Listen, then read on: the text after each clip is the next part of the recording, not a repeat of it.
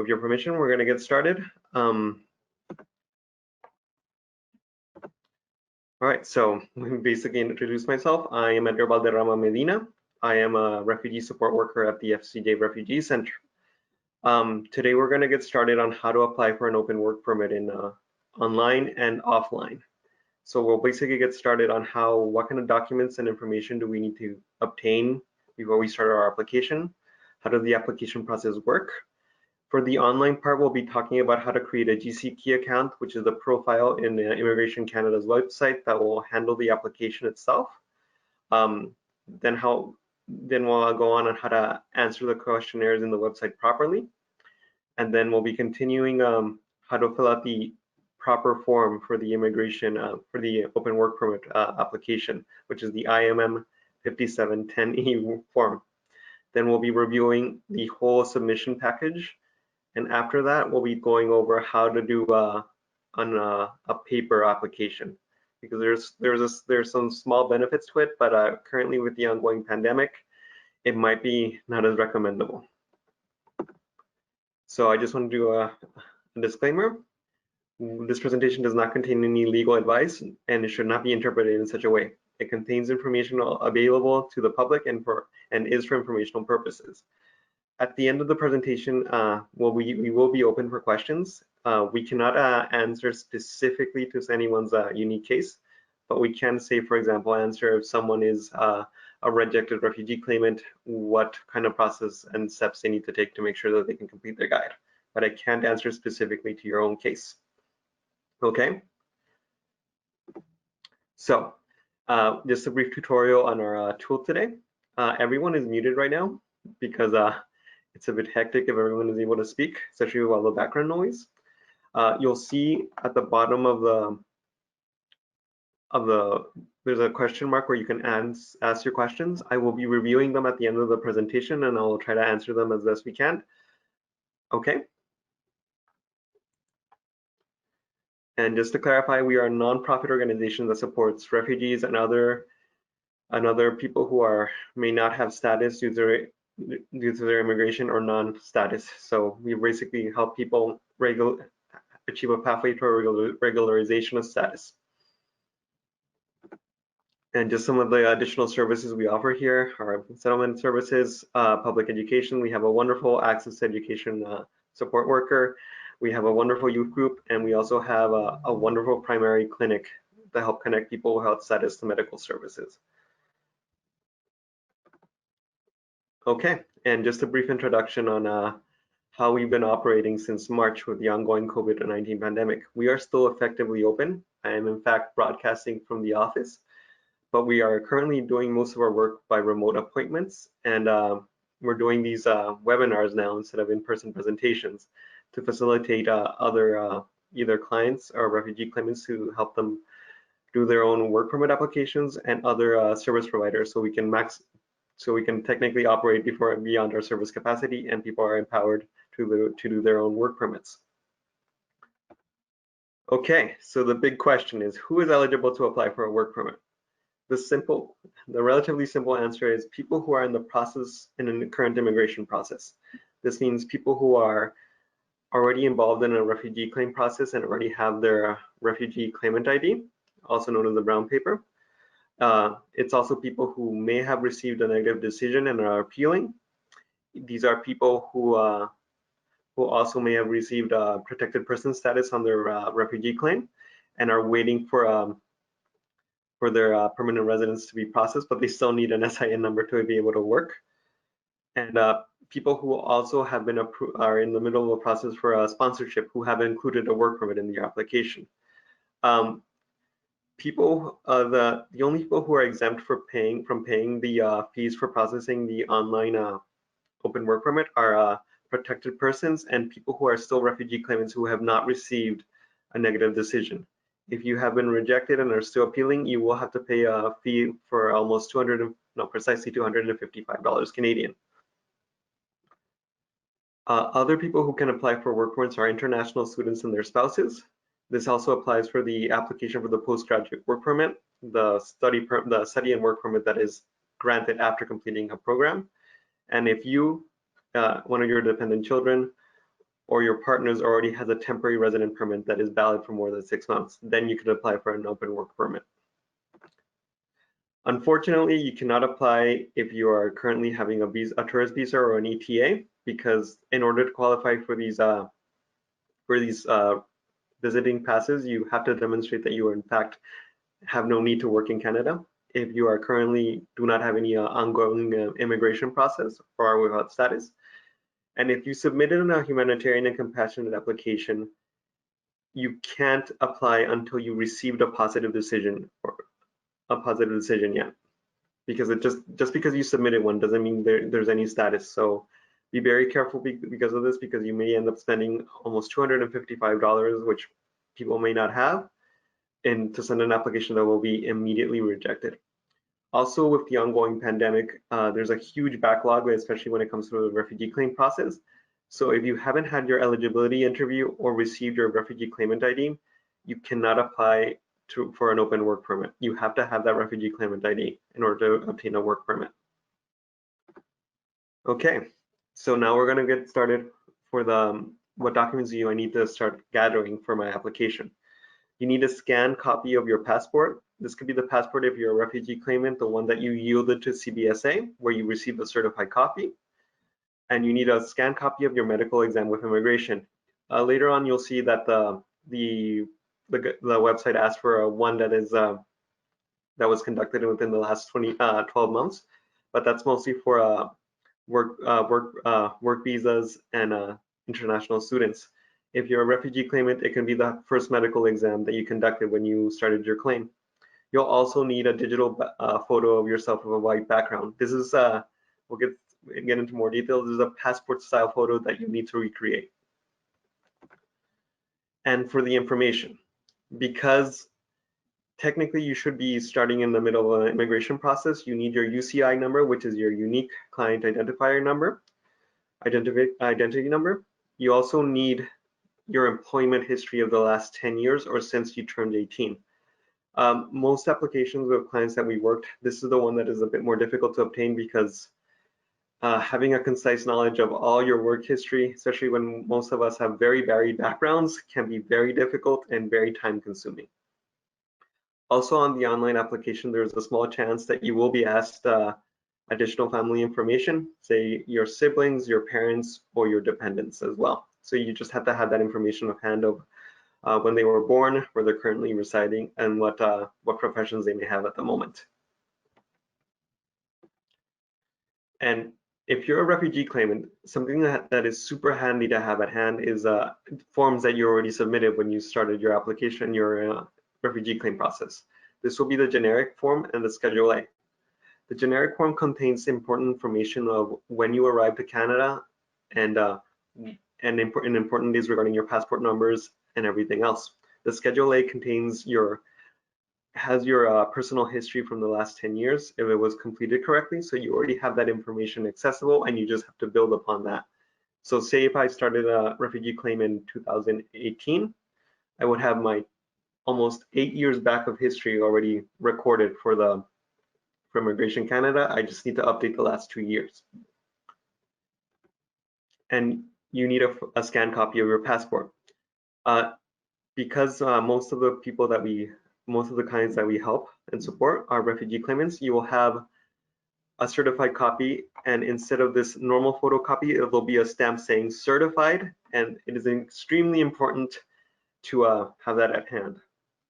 And it's okay if it's expired, because you effectively yielded your passport to CBSA when you applied for made a refugee claim. So it's okay if it's expired, you just have to have that certified copy.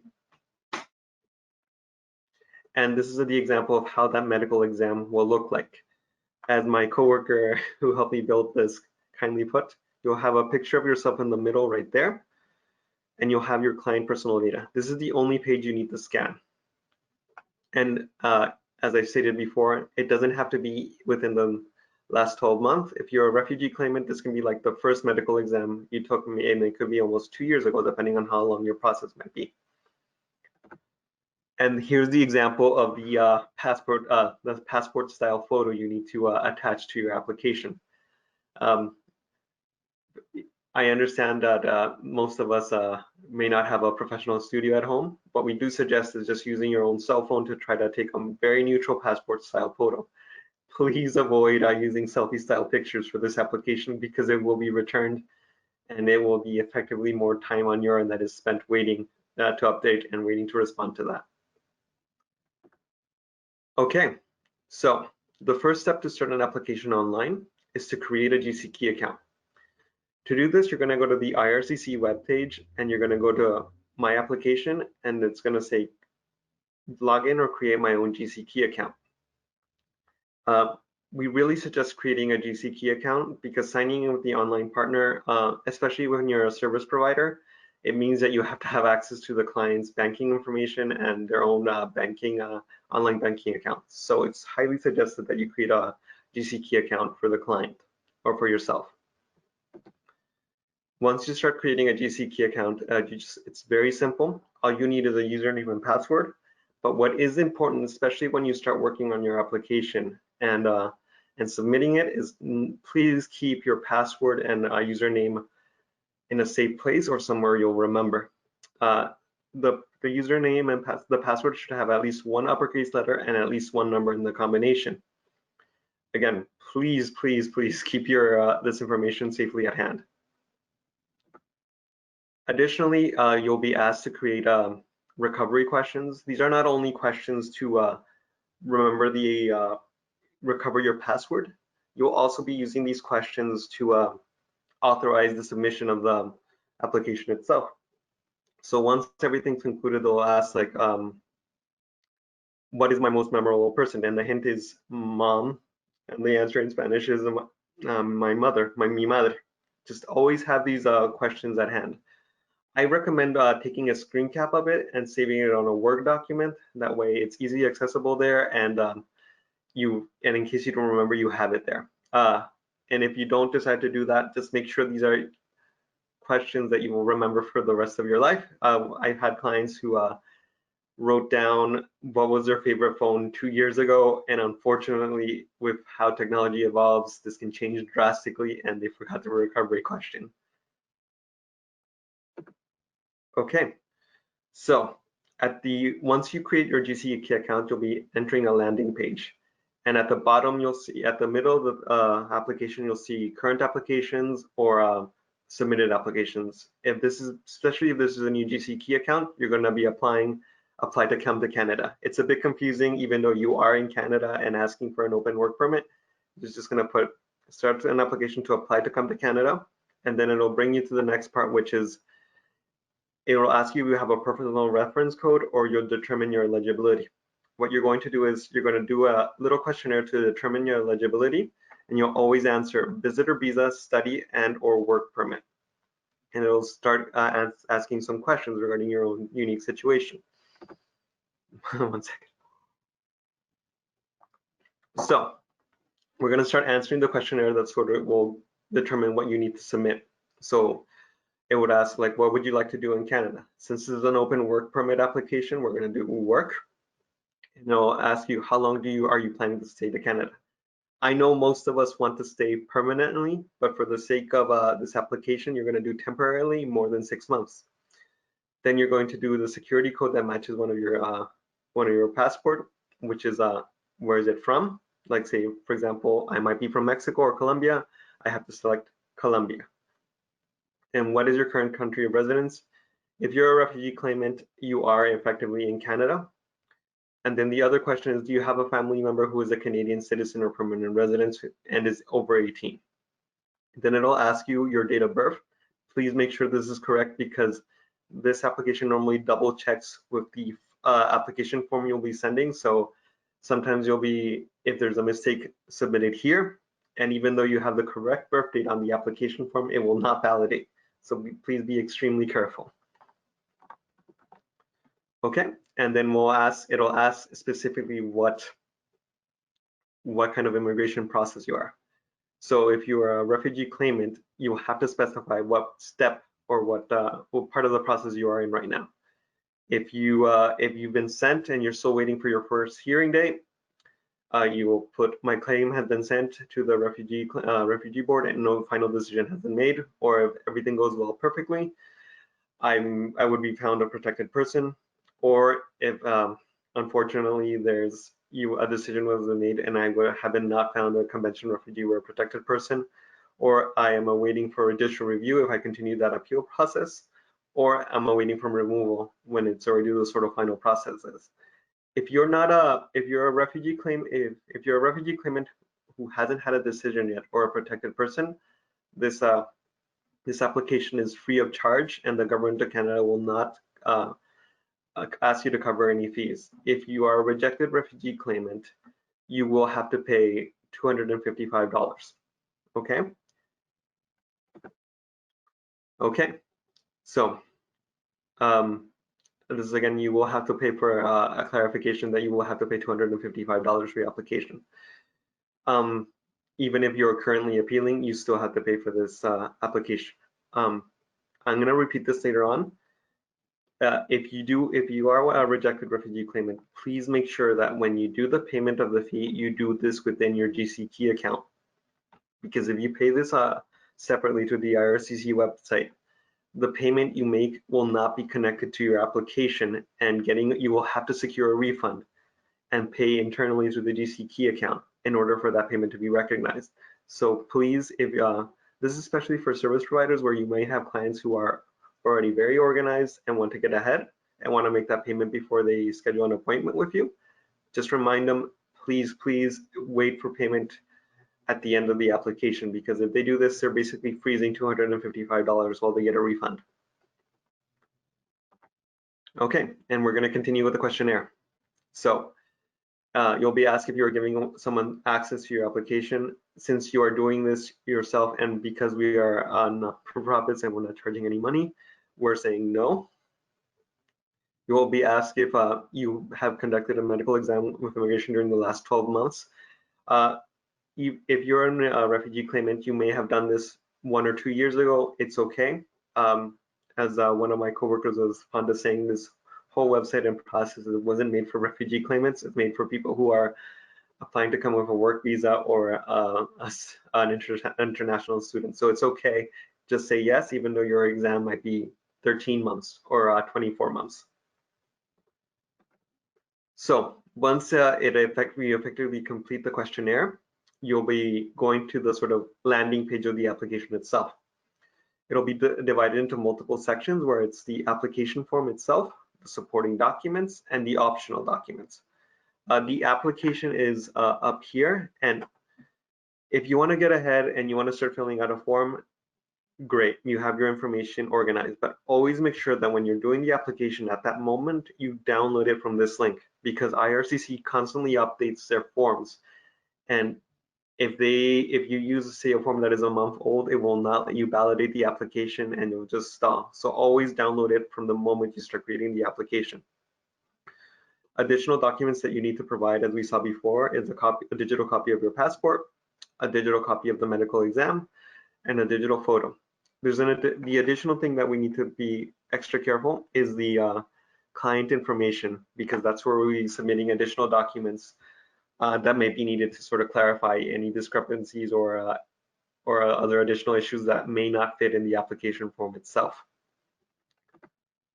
Okay, so how to begin an application if I already have a GCK account. So you'll see applications that you've submitted and applications that are already started. So in this case, you would be just clicking continue application. And you'll continue the application and it will reopen to that same place that we were before. So we're just repeating information right now, how to start an application. Okay, so say for example that you already finished the form and you're starting uploading information. What you want to do is click, for example, add passport required, and it'll bring you to this section right here in how to upload a document. When you choose a file, always make sure you click upload and it'll turn green. There's a certain size limit for PDFs, specifically, I think it's 2.3 megabytes. So just be careful when you're uploading it. So you may have to condense or condense your PDFs. What's important here, especially when it comes for the additional information where you would have to compile like maybe a passport explanation or additional work history, you can only submit one file per each section. So for example, if you have an expired passport and you need to add an explanation, what you need to do is save the explanation on Word and the scanned passport file into one single PDF, because it will not let you submit both the explanation and the image of the passport into two separate files. It has to be one file. Okay. So now we're starting with the form that we need to fill out. This is basically going to ask you for your personal information, your ID documents, your professional work history, and it will ask the following: your full name as it appears on your official documents and your documents from Immigration Canada, your date and place of birth, countries that you have resided in the last 5 years. The technicality is if you live there for more than 6 months. So if I, for example, I'm migrating from Mexico, or I'm a refugee from Mexico, and I pass through the US for only 4 months, you don't have to answer that you lived in the US for 4 months. You just say you've only lived in Mexico and in Canada in the last 5 years. The other important date is your date and place of entry into Canada. So it depends on how each person arrives to Canada. It could be through Fort Erie, Roxham Road, or the Toronto Pearson Airport, or other airport in Canada. But if you already made your refugee claim, you have to make sure it matches perfectly with your generic form and the other forms you submitted before, because you don't want any discrepancies or differences. You just want every information you provide to Immigration Canada to be consistent. Then it'll ask you for your passport information, its number, when it was issued, and when it was expired. Then it'll ask for your marital status, and if you were married before, it'll ask you certain information about your spouse and when you were married. And then it'll ask you about your current address, phone, and email, and then it'll go briefly into your academic and professional history. So we've screen capped how the form looks itself. So when you start the application, you'll start filling out the UCI number, which appears in all the communications that you receive from IRCC, or your refugee claimant ID, which is normally on the top right-hand corner. And when you begin the application, you're going to select, regardless, apply for a work permit for the first time or with a new employer. And because my coworker is a great fan of Jimi Hendrix, he decided to emulate his name. Just show your name as it appears in your passports and in your documents from Immigration Canada. If in your narrative you disclose that maybe Jimi Hendrix was referred to as James Hendrix, you have to clarify that if you say, for example, in your narrative that you have a different name, you have to clarify that you had an alias or a nickname or your maiden name. And here it goes into your questions of gender, your date of birth, your place of birth, and your place of birth and the country of birth. So here's the question about current country of residence. You are in fact a refugee claimant or a protected person. Here's the previous countries of residence. So here's where we have to pay attention to the fine print. So it's in the last 5 years, but only countries where you lived more than 6 months. So if your journey here to Canada brought you to the US for a couple of weeks or a couple months and it's not beyond 6 months, you just say no and disregard this part. But if you lived in another country before getting here for more than 6 months, you have to be very specific on what days you came and left into that country. 1 second.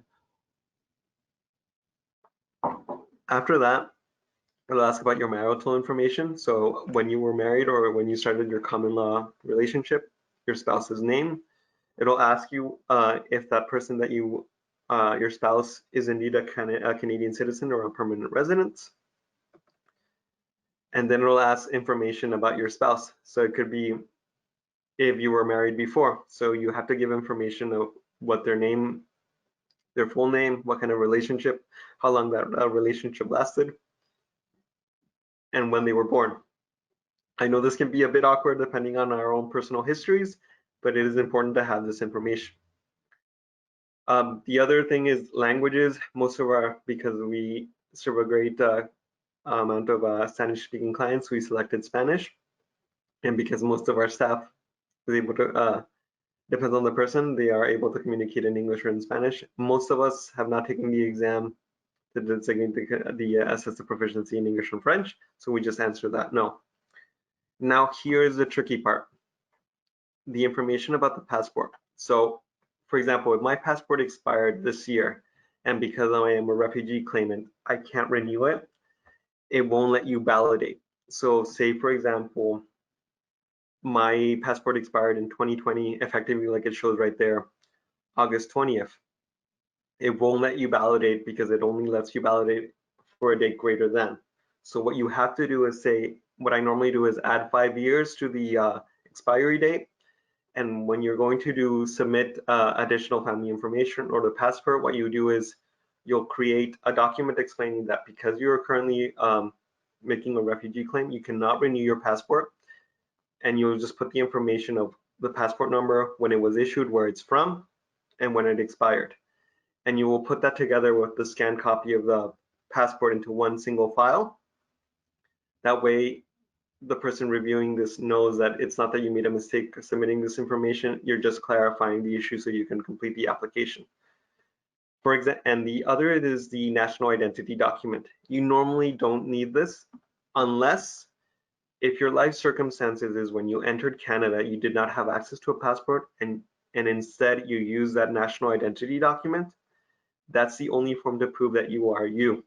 So in that case, you would be answering yes, and you would be filling out that information. You really only need, preferably the passport, but you really only need one. And here's the explanation about the passport information. So you would be submitting it in the additional family supporting document, additional information and supporting document sections of the uploads. And here's the second part is the contact information. It is super important, especially when you're a service provider or a client, always make sure to see if the people you are helping are either in basements or apartment units.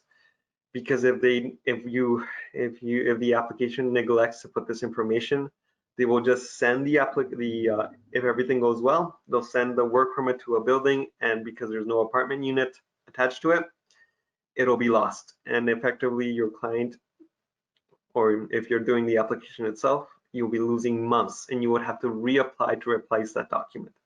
So if you're a service provider, always ask, is this a basement, a different unit, or is it an apartment unit?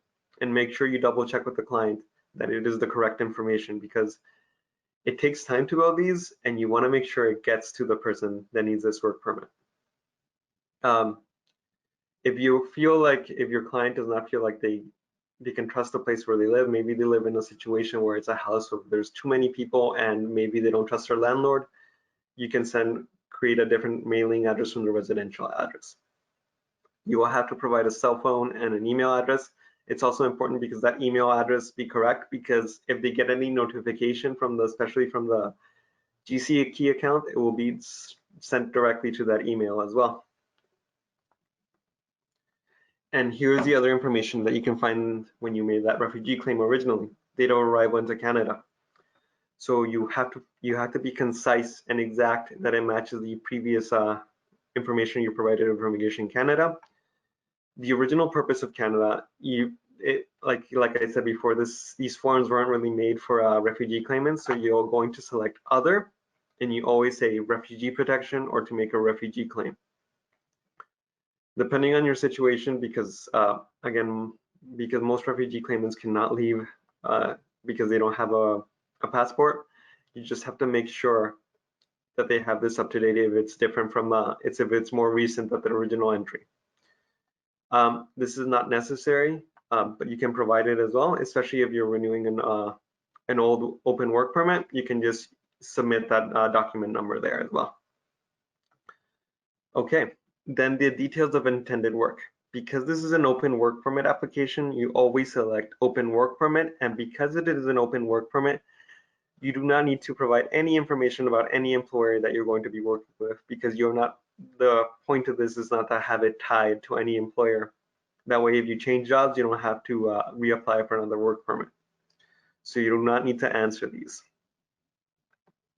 Then it goes into your education. This is all information that if you already completed your Schedule A for your refugee claim process, it will be right there. So you can just copy that information from there as well. Then it goes on to the very intensive employment history. You have to go all the way 10 years back if you're over 28. If you're under 28, you just have to give the information when you turned 18 years old. You have to give there cannot be any gaps in this employment history. So if I was unemployed, I have to give the periods of where I was unemployed and put it between different job positions. It's okay to be unemployed. I haven't met anyone who hasn't been unemployed at one point in their life, but you have to make sure you keep a register or a record of every time you're unemployed or every time you change job.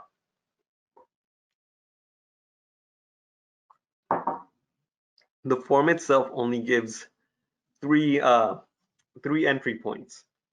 So unfortunately, some people have very diverse histories and very long histories of varied jobs, my own case included. So what you have to do is create a Word document that recreates that table. So as you can see there before, you have to have from and to, current occupation at that time, current employer, where it was done, and you basically recreate that in a Word document, and it'll be called additional work history. And you have to go all the way back to 2010 if you were doing that right now. So for example, if I don't have a valid passport and I have a very diverse work history, you would be combining both these things into a file called additional work history and passport explanation, and it will be one single file that has the explanation for your passport being expired and the additional work history going all the way back to 2010. But always make sure that you do not leave any gaps, because the person reviewing this will probably see that if there's a tiny gap, they will ask you to clarify that, and it will just take additional time while you submit that information as well again. And then it'll go to similar background information. Especially if you already made a refugee claim, you will find this in your Schedule A.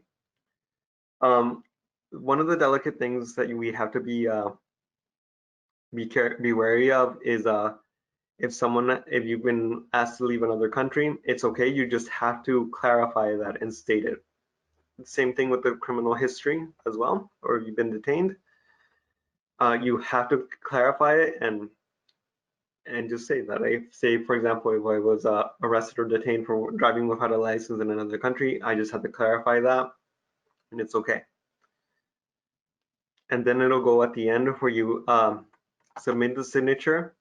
Because this is an online file, you just put the date of it's completed, and you will type in your name at significant application. And then you have to click validate. What the validation will do is it'll check the entire form to see if there's any missing information or any expired dates, especially when it comes to the passport. And because effectively, and once everything is done, it'll give you a unique barcode according to the information that you completed. And that's when you save the file effectively and it's complete. And then you can upload it to the GCKey account. So this is an example of how it would look. So say I just completed that application, I validated it, it has its barcodes, then it would be uploaded. I uploaded my passport information, my digital image of my passport. I submitted my medical exam copy, and I submitted my passport style photo. Everything is there as well. And additionally, you'll probably see it's a bit cut off, but you'll see the additional information, which is client information. So say if I had more than 3 jobs over the last 10 years and my passport is expired, I would be uploading that additional Word document is there as well. Then you would be submitting the application.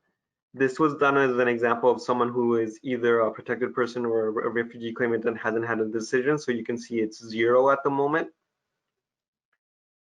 and then you just click next, and then it'll ask you to confirm that everything that you submitted is true to the best of your ability. It'll ask you for your full name as asked before and in your forms, and it'll ask for a security question that you created before. So always keep track of those because you won't be able to submit the application without them. And then it'll ask for a signature. In the case if you're a rejected refugee claimant, it'll prompt you to make the payment, and we really recommend using a credit card or a Visa debit card. If, for example, you're a service provider and your client doesn't have access to a credit card, they may have to either see if there's an alternative in your organization where the client can get a receipt and pay your organization so they can use their own credit card, or if there's really a lot of trust, although just for security sakes, the client will have to log into their own bank account, online banking, and submit a payment through there, and it's very complicated, so we really suggest using a Visa or a MasterCard to make these payments.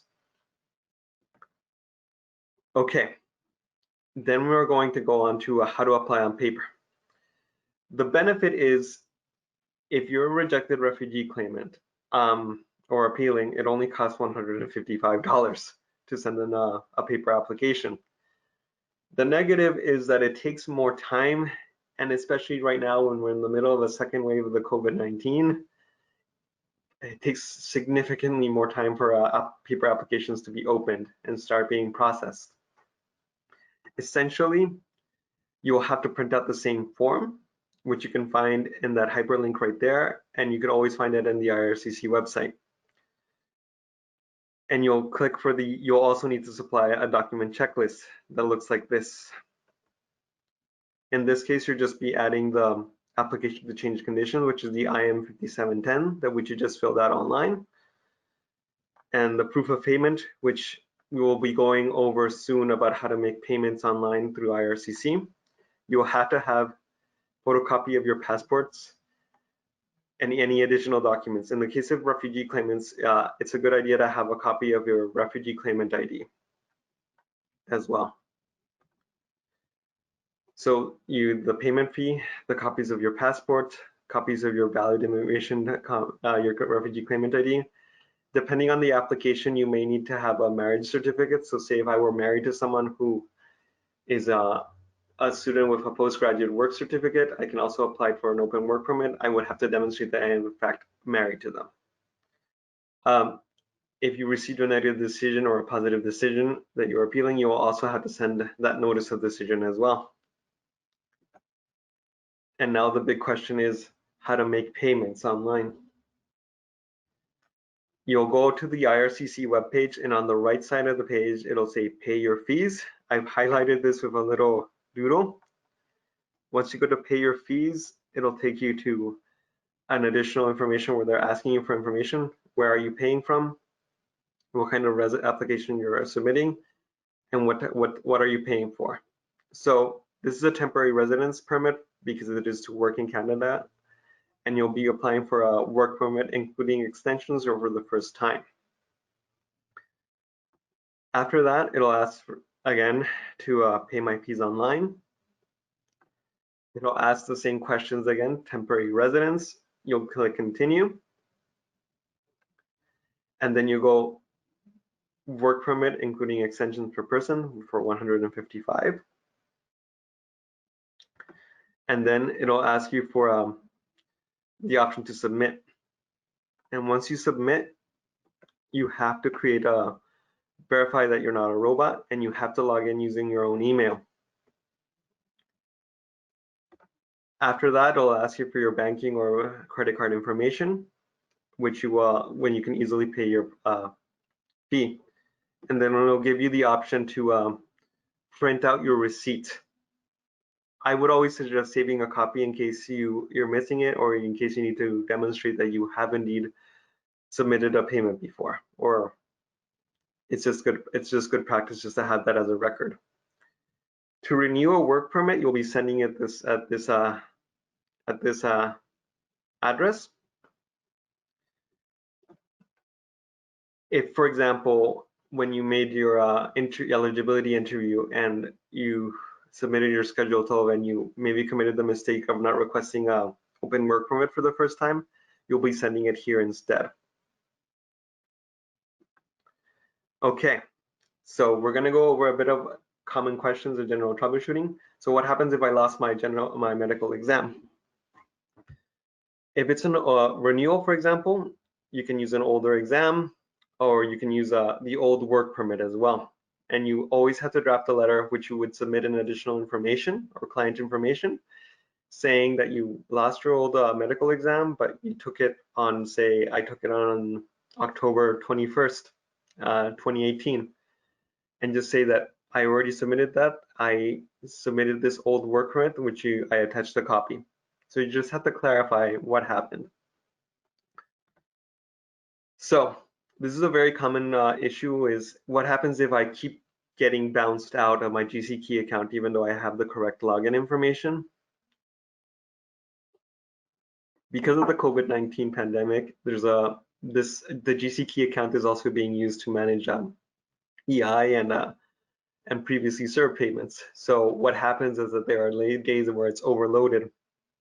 So if that's the case, if you keep saying that you have the correct information, it just keeps bouncing you back to the beginning of IRCC. What we recommend is switching from, like, say, Chrome to Internet Explorer and back and forth to see if it lets you log in properly. If it persists for more than a couple minutes, we suggest just waiting a couple hours and trying again, because it's not an error on your end, it's an error on the immigration side. So this is a very common issue right now.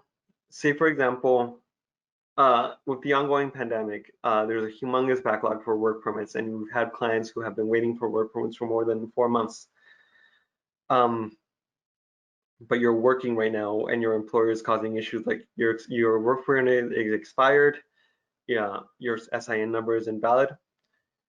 And this is why it's important to sort of submit a successful application before your work permit expires. Because if you submit an application before your work permit expires or within 30 days of it expiring, what you have is an implied status for your work permit and your SIN number.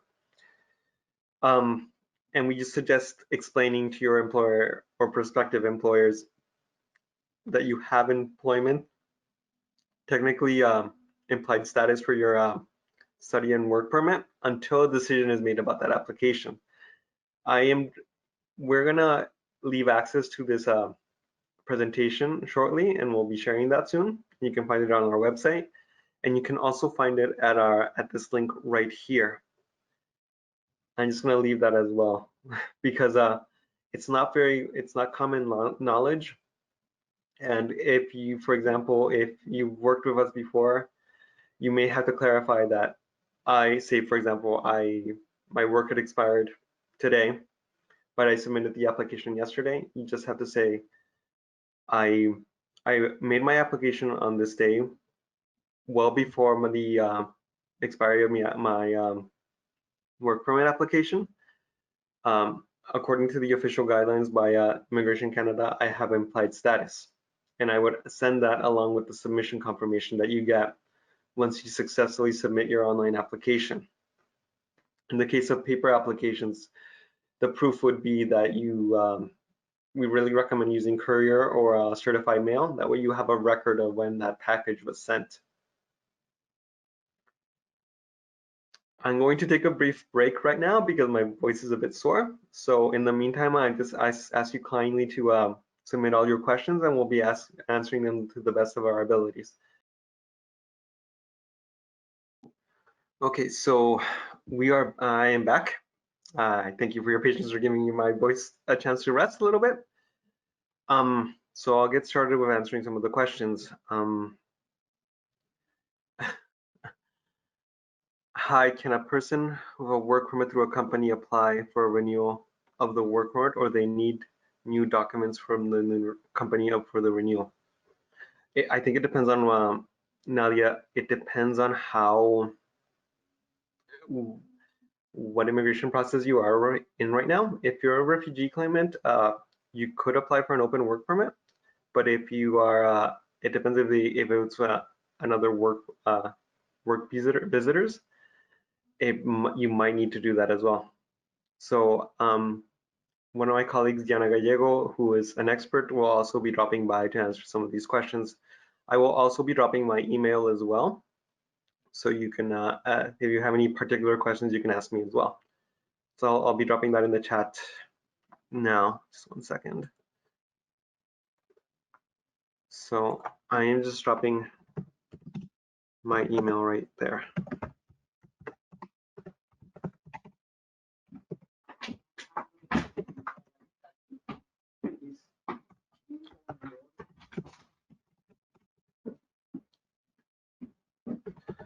Joining us right now is Diana Gallego. I'm gonna turn the camera on for a second.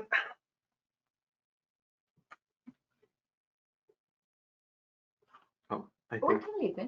Okay. Diana, there's a question. Hi, can a person with a work permit through a company apply for a renewal of the work permit, or do they need new documents for the company for the renewal? But what kind of work permit we are talking? If it's a refugee claimant, no, you don't need anything from the company. But if it's another kind of work permit, then yes, to renew it, you need to have documents from the company that they want to continue with you. Also, there is certain programs, economic programs, that they don't let you to renew the work permit. Then really, I prefer that. Who is the name? Nadia. Nadia, you can call us. At the end of the presentation, you will find our phone number, and then we can discuss. Because as a refugee claimant, you don't need any proof of the company that is hiring you, or if you want to renew it. But if it's under other program, every program is different. Okay. A question from Sara Vasquez. Hello, is it true that visitors that are stuck due to flight restrictions and cannot return to their country could apply for a work permit? Okay. They can do it, and this is not something new.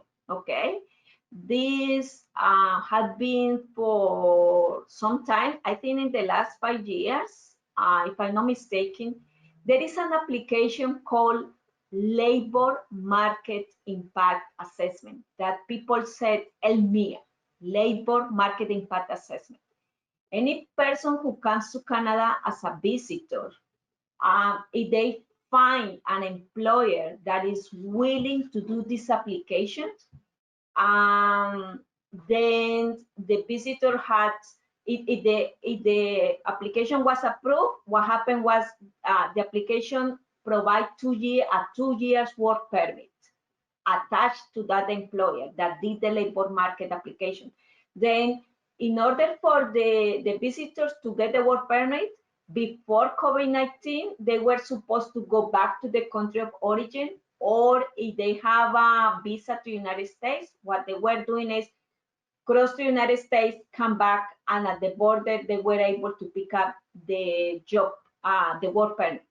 Then the public announced that the government announced was that they recognize that people had been here, that they cannot go back to their country of origin because COVID-19, then they can pick up the work permit.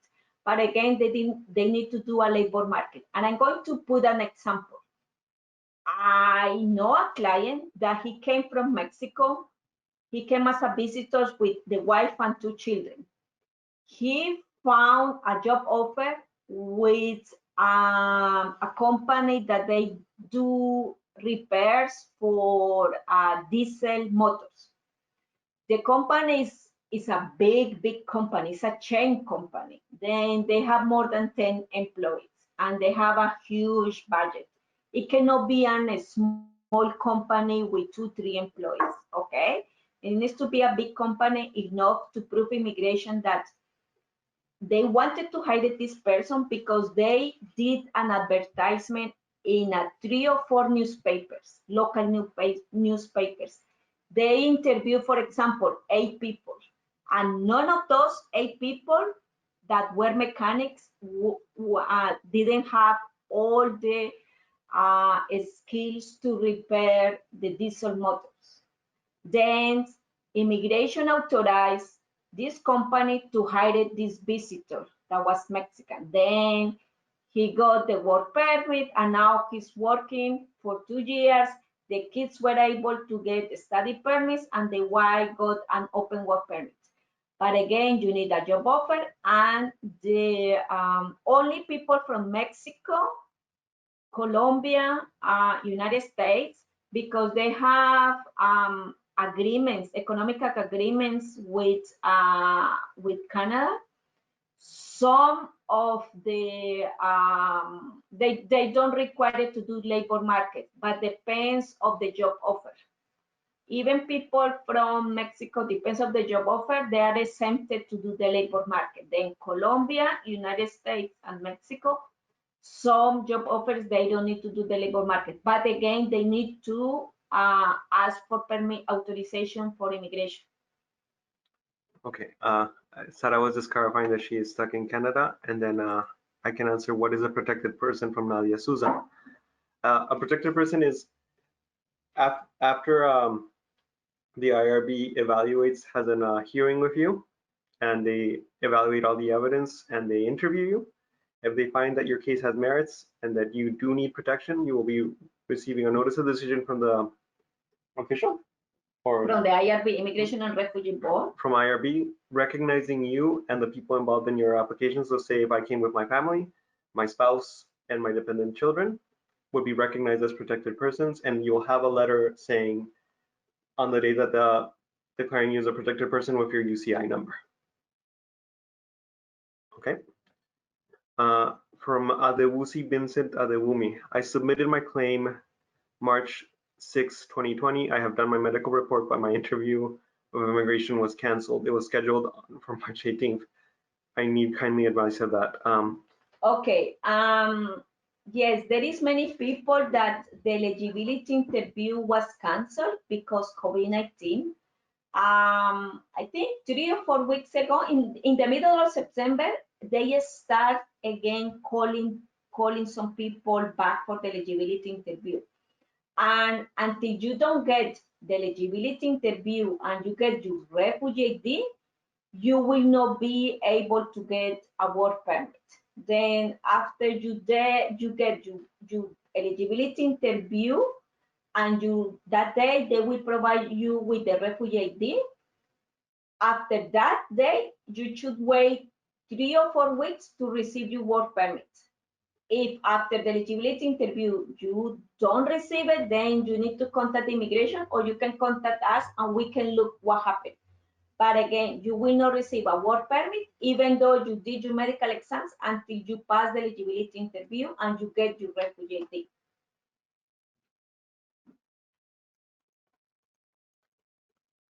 From Cristina Osores Carrera, if the applicant is separated, not legally separated, do they have to include them info as married as an applicant? You can put still separated. But through what? She's talking about what? In the IMM, in the form itself, it's asking about the marital status. So if they were previously married, they ask about the information of the spouse, for date of birth, and how long they were married. So they still have to provide that information. Yeah, you still need, unfortunately, to provide that information as well. From Adeola Sadiq. Just first name. Oh, sorry. Please, more explanation on how to fill the expired passport date. Okay, so what you'll do in the application form itself. So say, for example, if my passport expired this today, what you'll do is you'll create or input in the form itself that it is expiring in the future, even though it expired today.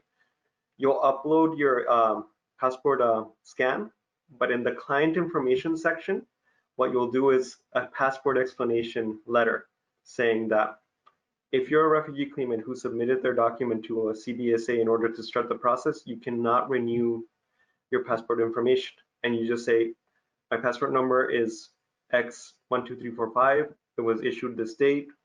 It expired on this date, and it's from Colombia, for example. And I cannot renew it because I yielded my original document to CBSA, and that's it. And just added in the client information as a additional letter. Is it possible? Adeola also asks, is it possible to get a copy of the last form filled for expired work permit? No. No. Yeah. If an agency did it for you or a lawyer did it for you, then you can request it. But from immigration, no. No. Okay. Nadia's asking, I have a GCKey account. Can I do an application for my husband through my GCKey account? You could technically, but what we recommend is always just each person having their own unique GCKey account as well, because there'll be an option to submit it for another person. But because it's so simple to create a GCKey account, we really just suggest each person having their own independent GCKey account and their own application as well. But you can use it. Yeah. You can use it because when you open the GCKey account and they will ask who is going to apply today, for example, then you put the date of birth and the name of your husband, then there is no problem. If you just want to keep one GCKey account for both of you, you can use yours. How much is the fee to renew online? It's 255 Canadian dollars if you are a rejected refugee claimant or someone waiting an appeal or waiting removal. If you are a protected person, as we said before, or you're still waiting for your hearing date, there will be no fee for that. How long will it take to get our work permit? I just checked during the break through IRCC. Right now, to process for a temporary open work permit, because of the ongoing pandemic, it is still a very long time. It's almost 174 days, which is almost four months. Yeah, we have permits that we applied 6 months ago and we haven't received it. So we really recommend, at least because of the implied status, if you see that day approaching soon, either start the process soon or get in touch with us with a good month ahead of time, so you can still have that implied status. Instead of the photo in the online application, can clients upload a refugee claimant ID? No. Oh yeah, no, it has to be a picture, and you can take it with your phone. It doesn't have to be an official passport picture. It just has to be a best recreation of it. So I can use my phone to take my picture in front of preferably a white background. It doesn't have to be a formal studio photo. It just has to look like it. Do I need to submit my medical record when applying for an extension work permit? If yes, can I use the old medical work permit? Yes. Yep. Yes. We remember that we have refugee claimants in Canada waiting for a hearing for 1, 2, 3 years. Then every time that you renew your work permit, you don't need to do a medical exam just to renew it. If immigration wants a new one, they will ask you. But you can, when you do the CGKey account, they will ask if you did one for the last 12 months. Say yes, even though your medical exam was 3 years ago. Doesn't matter. Okay, you answer yes, and then you download the old ones. Would it be possible to get a copy of this presentation? Yes. I will. You can find it online on our website. I'll just double check with that as well. And you will have an access to this as well. You can find it on our website because our wonderful communications person has made sure that the most updated version is there as well. What is the best time to submit to reapply before the current expiration of the current one? So I think the important thing is either submitting the application before your current work permit expires, or at least within 30 or 90 days. Well, right now, because it's taking so long, you can do it. If you are really worried that your employer will not accept the employee status, do it even with 3 months before, because immigration is taking so long. And always keep copy whenever you finish an application, especially when dealing on employers, keep a copy of the submission letter. That way you have proof that you've done this, and it can sort of keep them a bit calm. I am not aware of the digital photo. Is this a new requirement to? The digital photo is, if say for example this were a paper application, you would use a proper passport style photo, but because they still need a record of how you look like every time you update your documents, so it's been Yeah, for a long time. Yeah. If you do it in GCK account and you are the principal applicant, they will request a picture of you. Sometimes family members use the same GCK account and they do it the same date. For example, we do one for the wife, one for the husband. Whoever is the principal applicant, the GCK account will request at least for the principal applicant the picture. For the second person, no, but for the principal applicant, yes. If you send it by paper, no, but in digital, yes. Good morning. What happens if you make the wrong permit for what is the right amount for someone appealing for a negative decision? It depends on how you're applying. If you're applying online, it should have been 255, but from what I get from your question is that you may have submitted it on paper and done made a mistake selecting the fee. In that case, you would have to ask for But the correct fee, if you do it on paper, it's 155. But you would have to use that old receipt, ask for a refund, and make a new payment as well. So it's connected to that fee. Tips. Someone recently okay, if someone from Isela, if someone recently received a work permit and then got her federal appeal while having an HNC grounds application in progress, are they still allowed to go to work? They can still work using the work permit. Yeah. Sometimes when you use your work permit and you use your SIN number, then you are using declaring. Then if at any point Canadian Border Services want to remove you and are looking for you, then they can find you through your place of work. But until they don't ask you to render your work permit, you can still using it. When Canadian Border Services want to start removal proceedings, sometimes the officer they ask you to go with all the IDs from Canada, work permit, social insurance number, and most of the time the officer will take away the work permit, the social insurance number. Then at that moment you cannot work any longer. But if they haven't called you for removal proceedings, you can still use your work permit. Okay. The next question is from Anna. If you are rejected but appealing, what's the status? I imagine this is for the form itself. In the option select, you will put other and just say rejected refugee claimant, and it'll ask you for specific dates. So you'll ask the time you entered Canada and then the current date as well for that. But you put rejected / appeal. Appeal. Okay, that they know. And if you have proof that you are doing the appeal, I will send it to a copy as well. The process verifying the barcode isn't quite clear. Okay, Francis. Once you finish the whole application, there will be a validate button. And once you click that validate button, that program on PDF will scan the entire file and see if every piece of information is either there, or in the case of passports, if it's not expired yet. If everything's okay, it'll generate a unique barcode. If everything's not okay, it'll say we can't validate this, and it'll highlight in red what needs to be corrected.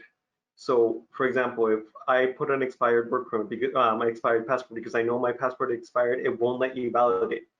That's why you need the letter of explanation saying that you changed that in order to validate the file. If you do not validate the form, you cannot upload it on the application on the GCKey account, and you can't send it. You can't submit it.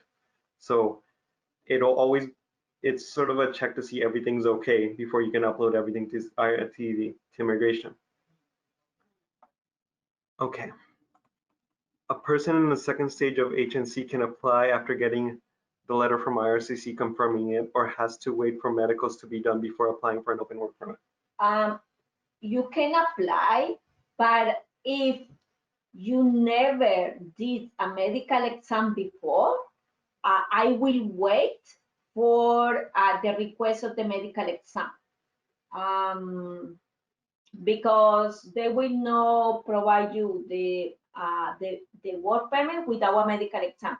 But if you want your humanitarian and compassionate and you were previously a rejected refugee claimant, I will send the all medical exam. But if you never applied for anything, you never did a medical exam, I will wait to get the medical exam. Okay. Work permits. No, thank you. Nadia will come. If I paid only 155 for the renewal and not 255 for the renewal of my work permit, is it going to be canceled? Hilda, it depends on how you applied. But probably you applied by Okay, paper, because if you did digital with the GCK account, it would have not given you that option to pay 155. Yes. So if you sent it by paper, it should be fine. Yeah. So and even if it's something that would be canceled, worst case scenario, they will also ask you to clarify if there's some payment missing, but it wouldn't be canceled. Macy asks, does it the same form when you work permit? No, it's the same form because you'll always be asking to apply for a new work permit. So it'll always be the same form. But the same form, but remember that needs to be updated. Yes, because as I said before, even though you might have an old empty form, just to keep everything nice and organized before you start the application on your GCK account, always download it straight from there. Because, and you'll see on the bottom left hand of each page, there'll be a date. So you have to see if it's the most recent one. Clients, Saras, clients who have not yet received refugee claimant document due to eligibility of employment cancellations, they have to wait for the work permit even though they have done the medical exam. Yes. We answered, yeah, you had to wait for your work permit, and you will not get it until you get the eligibility interview and the refugee. Yeah, and I think that is all at the moment. Okay. Thank you, Dan. Okay. Do you? Okay, I'll answer this. Francis, yes, you have to do the step-by-step questionnaire to start your application because it sort of determines what you need to do. So, for example, if I am a refugee claimant or a protected person, I want to clarify that I am that, so I don't get charged $255 online. So, yes, you always have to go through the step-by-step questionnaire, regardless if it's a renewal or not. Okay. So with that, thank you all for joining us today, and have a great day.